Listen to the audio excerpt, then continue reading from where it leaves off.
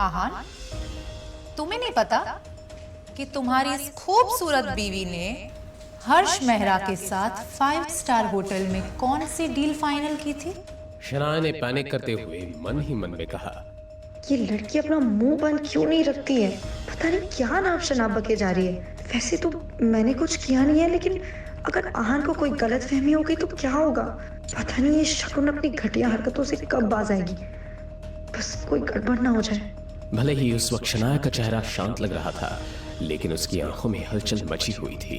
तुम कहना क्या चाहती हो, थोड़ा साफ साफ कहो। अब शनाया नर्वस होने लगी थी। उसने आंखों में घबराहट के साथ आहान को देखा। आहान के इसी सवाल का तो शगुन को इंतजार था। आहान, जब तुम दिन भर मेहनत करके शनाया को खुश करने की कोशिश करते हो, तब तुम्हारी बीवी हर्ष मेहरा के साथ 5 स्टार होटल में मजे कर रही होती है।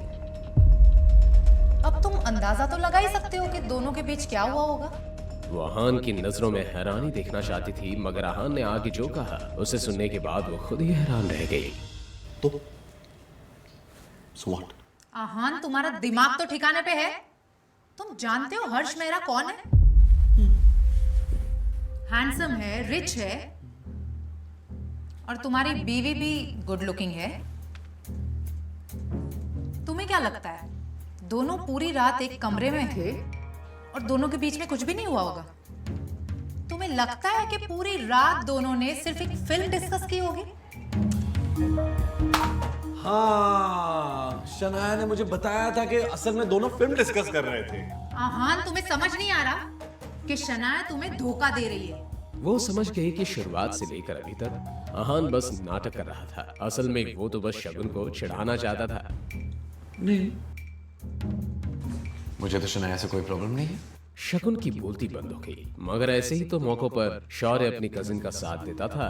प्रॉब्लम होगी भी तो तुम क्या कर लोगे? हाँ, क्या ही उखाड़ लोगे तुम? शायद तुम भूल रहे हो कि तुम एक साधारण घर जमाई हो।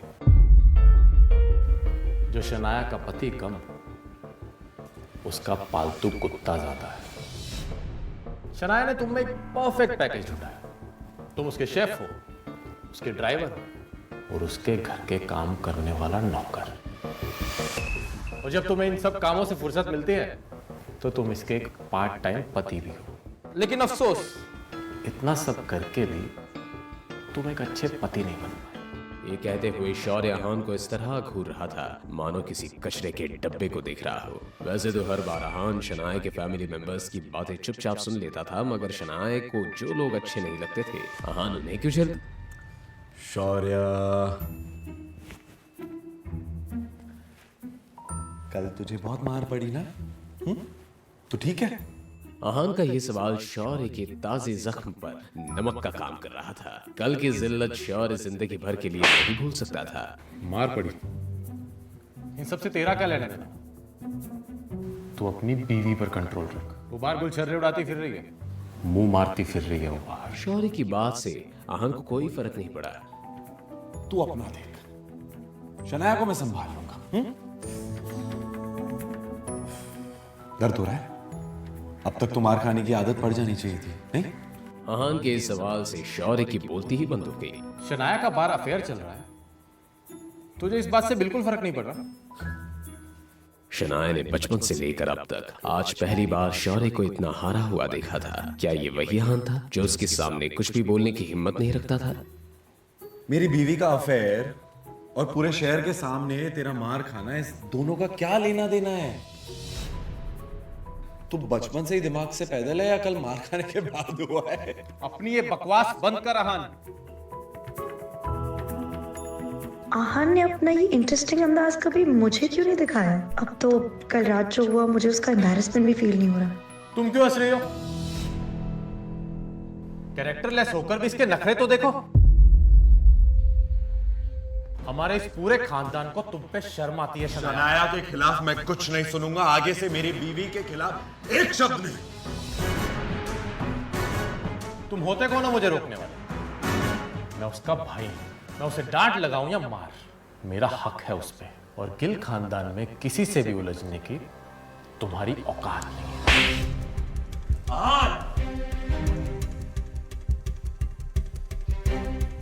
तू सही कह रहा है।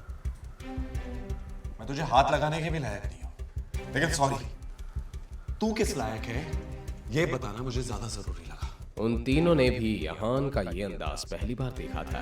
आहान की एक बात साफ थी, कोई उसे कुछ भी कह ले, लेकिन उसकी वाइफ शनाया के अगेंस्ट कुछ कहा तो आहान माफ नहीं करने वाला। क्या तुम जानते नहीं कि मैं कौन हूं? जब दादाजी को पता चलेगा ना कि तूने मेरे साथ ऐसा किया है, तो वो तुझे माफ नहीं करेंगे। इस पॉइंट पर आहान ने शौर्य को नीचा दिखाते हुए कहा, क्या तू सच में इस गलतफहमी में है कि मैं आनंद गिल से डरता हूं? बेशरम, क्या ये अपनी मौत को बुलावा दे रहा है? मुझे तो लगता है कि इसे और शनाया को दोनों को इस घर से बाहर निकाल देना चाहिए। उन सभी के लिए आनंद गिल किसी भगवान से कम नहीं थे। वो सब अपने फैमिली हेड के खिलाफ कुछ नहीं सुनने वाले थे। क्या इम्पल्स में आहान ने कुछ ज्यादा ही नहीं कह दिया? पता नहीं सबका क्या अंजाम होगा। आहान की नजर में ये वो लोग थे जो कमजोरों को परेशान करते थे और पावरफुल लोगों से डरते थे। उन सब लोगों को नजर अंदाज करने के बाद वापस चले। और अब जब उसका प्रोजेक्ट भी उससे छीन लिया गया था, तो वो ऑफिस में रहकर अपना मूड खराब नहीं करना चाहती थी, तो इसलिए उसने आहान की बात पर हामी भर दी। उन दोनों के जाने के बाद सब आपस में गॉसिप करते हुए वहां से चले गए। आहान, तुम्हें तो मैं तुम्हारी असली जगह दिखा कर रहूंगा। हर थप्पड़ का बदला लूंगा मैं इन दोनों से, और ऐसा बदला लूंगा कि वो दोनों मरने के बाद भी मेरा नाम सुनकर कांपने लगे। इस बारे में सोचते हुए शौर्य की आंखों में एक अलग ही आग नजर आ रही थी। ये कोई ऐसी वैसी नहीं, बल्कि बदले की आग थी। शनाया कब से आहान से कुछ कहना चाहती थी, मगर वो कुछ कहने के लिए अपने आप को तैयार नहीं कर पा रही थी। कुछ देर की खामोशी के बाद शनाया, तुम्हें मुझ पे यकीन है? शनाया इस सवाल के पीछे की वजह तो नहीं समझ पाई, मगर उसने बहुत ही ईमानदारी के साथ आहान की आंखों में देखा। तो भरोसा करो, तुम्हारे दादाजी स्प्रिंग कॉर्पोरेशन का प्रोजेक्ट तुम्हें वापस देंगे। I promise.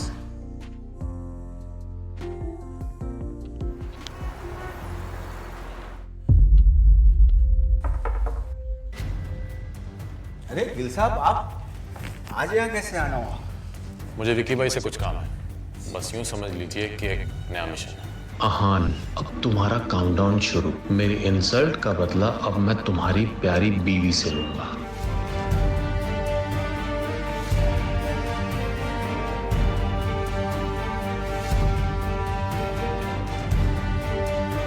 आज तो शराब पीते हुए भी उसे हर वो थप्पड़ याद आ रहा था जो उसने पिछले 48 घंटों में खाया था।